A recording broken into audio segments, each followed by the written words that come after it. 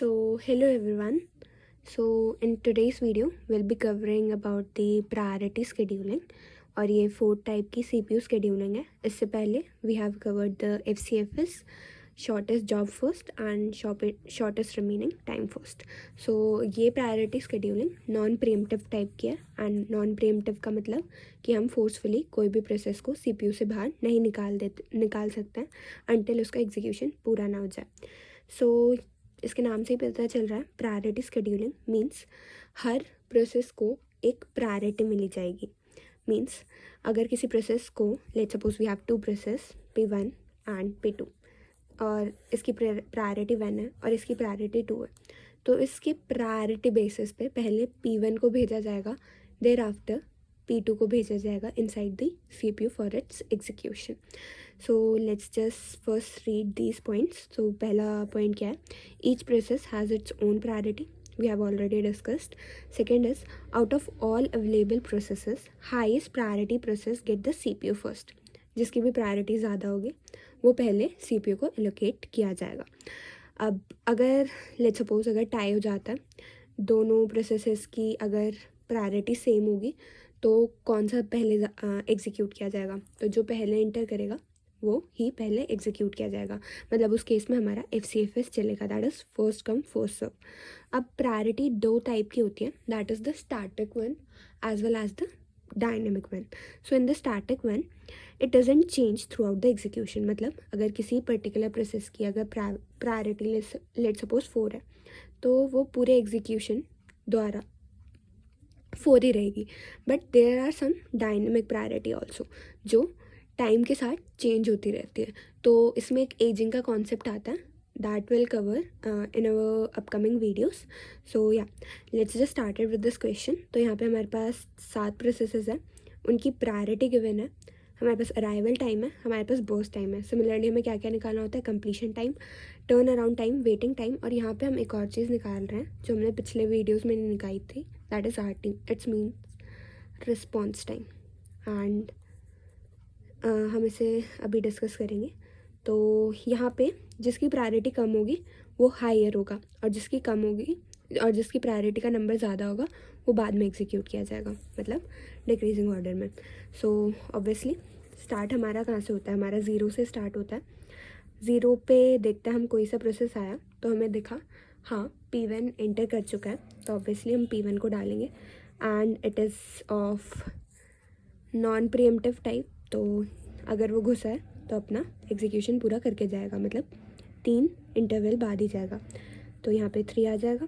अब हमें देखना है कि 3 तक कौन कौन से प्रोसेस हमारे सिस्टम में इंटर कर चुके हैं. That is P2, we have P3 also and या that's all.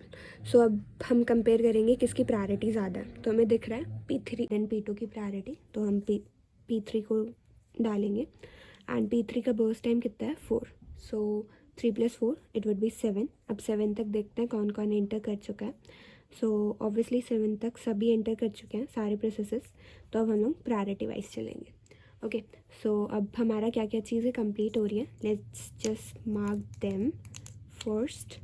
So this one is completed, P1 is completed, P3 is also completed, and now we have to move according to the priority. So yeah, here's the lowest priority is this one. तो अब हमारा P6 आएगा. P6 का burst time कितना है? That is 4. So its value would be 7 + 4, that is 11. Now the next one would be P4 and its burst time is 2.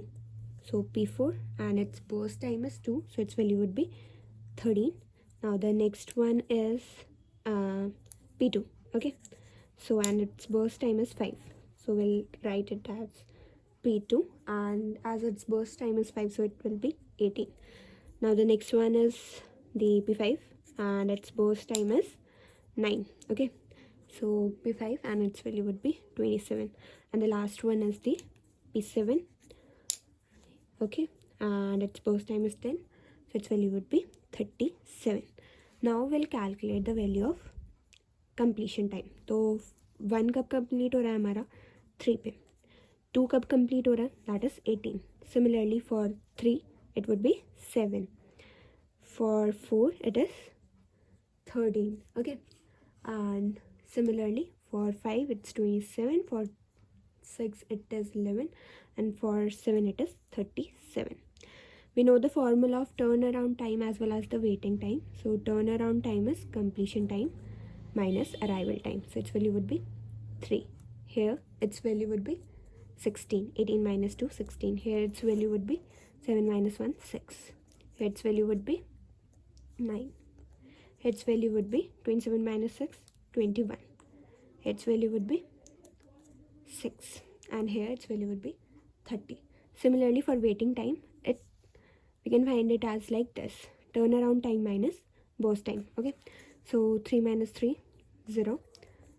16 minus 5, that will be 11. 6 minus 4, 2. 9 minus 2, 7. And similarly it would be 12, 2 and 18. सो अब एक और चीज़ आती है, that is the response time, जो हमने previous video में cover नहीं किया था. तो रिस्पॉन्स टाइम, तो हम रिस्पॉन्स टाइम कैसे निकालते हैं, या मैंने वैल्यूज़ लिख दी है, पर ये कैसे लिखी है, ये होती है रिस्पॉन्स टाइम. वो वैल्यू होती है जिस टाइम हमारा प्रोसेस सीपीयू के अंदर एंटर करा है, जिस इंटरवल पे सीपीयू को रिकग्नाइज किया गया है वो प्रोसेस. जैसे P1 के लिए 0 इंटरवल पे आया था, P2 के लिए वो 13 पे आया था. ओके, P3 के लिए वो 3 पे आया था, P4 के लिए वो 11 पे आया था, P5 के लिए वो 18 पे आया था, P6 के लिए वो 7 पे आया था. ओके, एंड P7 के लिए वो 27 पे आया था. सो दिस इज़ हाउ हम प्रायोरिटी स्केड्यूलिंग वाला क्वेश्चन सॉल्व कर सकते हैं. और ये नॉन प्रीएम्प्टिव वर्जन था इसका. सिमिलरली हमारे पास इसका प्रीएम्प्टिव वर्जन भी है, जहाँ पे हम लोग हर एक टाइम इंटरवल के बाद प्रोसेसर्स को सीपीयू से प्रीएम्प्ट आउट कर सकते हैं. So hope you like it, and next video में हम लोग प्रायोरिटी स्केड्यूलिंग का दूसरा वर्जन देखेंगे. सो या, थैंक यू.